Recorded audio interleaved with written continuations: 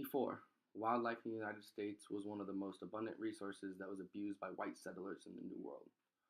From excessive harvest practices to aggressive trapping, hunting, and fishing, these natural resources that were useful to humans were greatly depleted.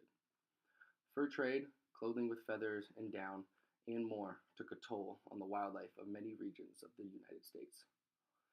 Extinctions of many creatures, including the passenger pigeon, reductions of whales, seals, and others, damage of fishes, and more, were all a result of market hunting, restaurant business, logging, overfishing, and more from market demand for meat, furs, and oils. Reduction of habitats and wildlife struck a chord with many people and organizations, and finally at the political level. The Lacey Act of 1900 sparks the beginning of a federal wildlife management and regulation in the United States. It prohibited interstate transportation of wildlife hunted in violation of state law. The Lacey Act adopted measures for the preservation, distribution, and introduction and restoration of game and birds and other wild birds. Taxes on guns, ammunition, fish tackle, etc., added large amounts of funds to be able to manage areas for game species and fisheries. The Bureaus of Fishery in the Commerce Department and the Biological Survey were transferred to Interior Department in 1939. Finally, in 1940, they were combined to form the U.S. Fish and Wildlife Service. In 1905, the Bureau of Biological Survey was established in the Department of Agriculture, and in the next few years, Teddy Roosevelt was enacting the National Wildlife Act, aimed at protecting and conserving wildlife. You are very likely to run across wild sections of our country as you travel through it. The National Wildlife Refuge System contains prairies of the West, hot deserts of the Southwest, creeks, forests, and more. When you come across a U.S. Fish and Wildlife sign, you are to respect it. Refuge systems are protected by the government and dedicated to the people to preserve nature for future generations to come.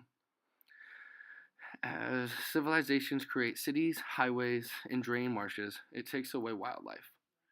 Refuges resist the trend of mass decline, and by preserving or restoring them, we can leave them for others to enjoy.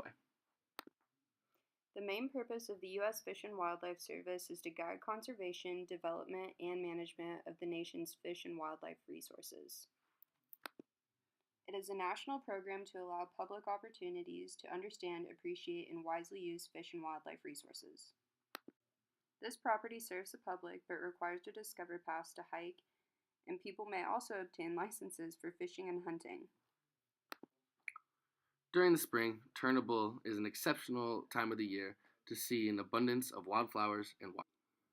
Turnbull has 3,000 acres of wetlands, 10,000 acres of ponderosa pine forest, and 4,000 acres of prairie.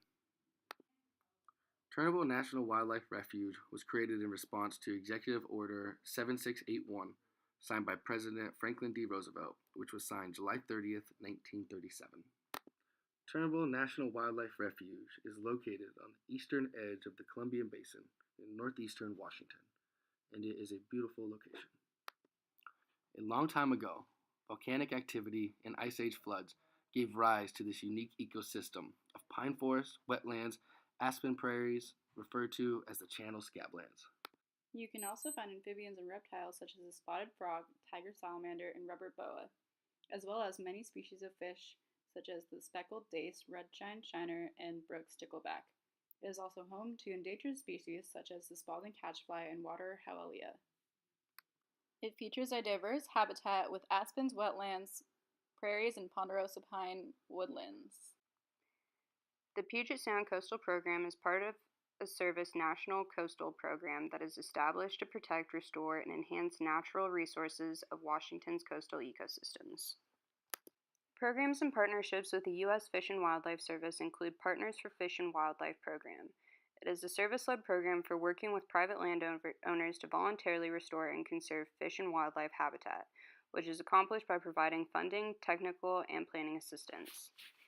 Conservation agreements are mechanisms under the Endangered Species Act that address the needs of fish and plant species through creative partnerships designed to reduce conflicts between endangered species and private land management development.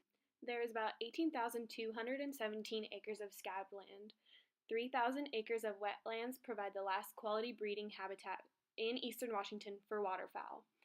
The biggest attraction for Turnbull are the trumpeter swans, because Turnbull was one of the reintroduction sites for the trumpeter swans.